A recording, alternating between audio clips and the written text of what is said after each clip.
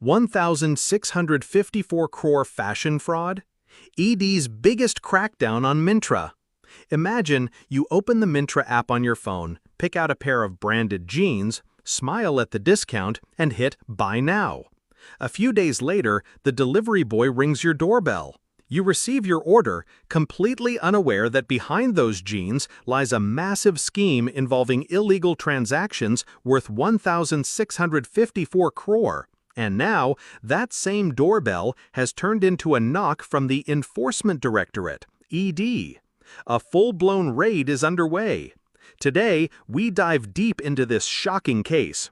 But before we begin, if you're new to our channel, don't forget to hit subscribe so you never miss an update from us. Now, let's get started with today's explosive discussion. Let us tell you, this is the story of one of India's most popular fashion platforms, Myntra, a brand that brought designer fashion within reach of young Indians. But now, the same brand finds itself in deep trouble, accused of violating India's foreign investment laws under FEMA, Foreign Exchange Management Act. And these aren't minor allegations. They involve the misuse of foreign capital worth 1,654 crore. The ED's crackdown began in Bengaluru, where Myntra Designs Private Limited is headquartered. That's where the first clues emerged. Authorities grew suspicious that something was off. As investigations deepened, documents were examined and a business model was uncovered, one that looked clean on paper but was in reality flouting the law. Here's what happened. Myntra had received foreign investment under India's FDI policy, but that money was strictly meant for B2B, business-to-business trading. In other words, it was only to be used for wholesale cash and carry operations. However, Myntra allegedly used this policy as a loophole. According to the ED's findings, Myntra portrayed itself as a wholesale trader and sold all its products to a company named Vector E-Commerce Private Limited. Then, Vector sold those same products directly to consumers via a B2C, business-to-consumer model. Here's the twist. Myntra and Vector are both part of the same group, which means the goods moved from the left hand to the right and from there directly to the public, circumventing the system entirely. A full-blown legal maze masked as a legitimate business. This scam, though it may sound like a clever loophole, is in reality deeply dangerous. That's because India's FDI policy clearly states that a wholesale trading company can sell only up to 25% of its products to another company within its own group.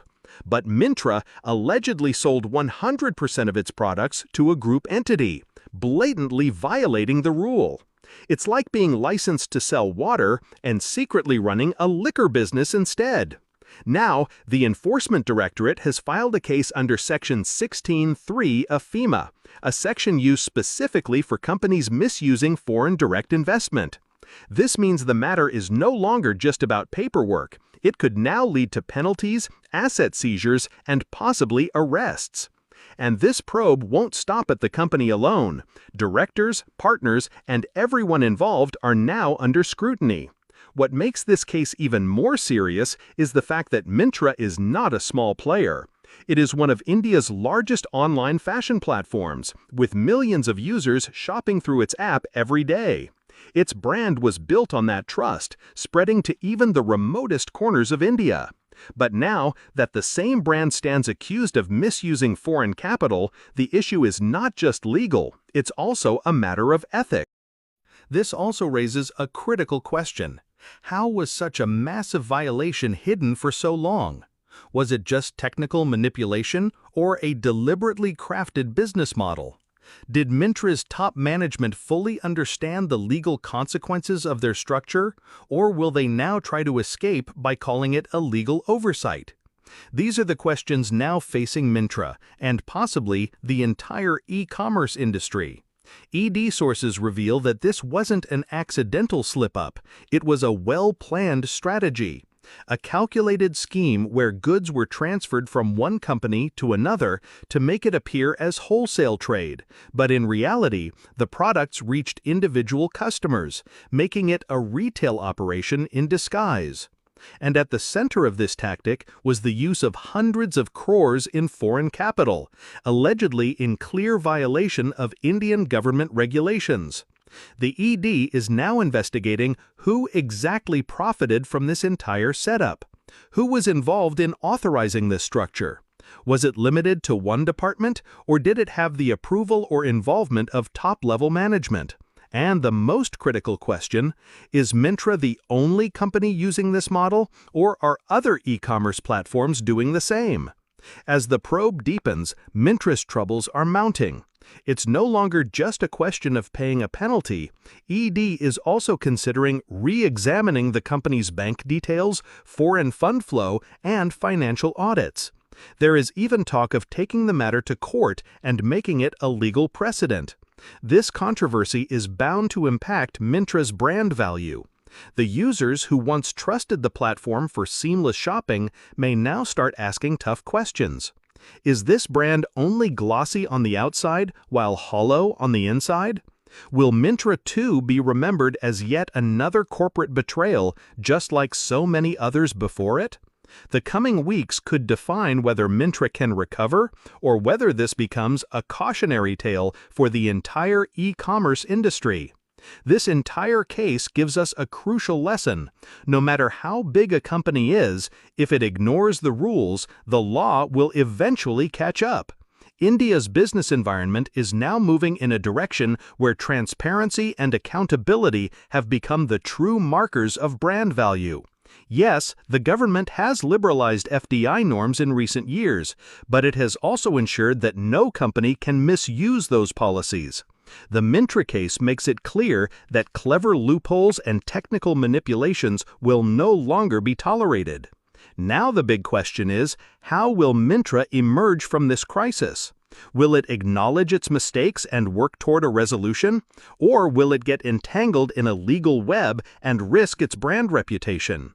Will this case remain buried in ED's files or become a defining example across the corporate world? As consumers, we also need to realize that behind every shiny brand lies a truth that we rarely see. Brands like Myntra don't just sell fashion, they sell trust. And when that trust begins to falter, it's not just the brand that suffers, but the entire industry. This is not just Myntra's story. It's the story of a system where we hope that technology and transparency go hand in hand, where foreign investment isn't just about money, but a vehicle for sustainable growth, where every app, every product, and every brand operates within the boundaries of compliance and ethics. The ED's action is a clear signal.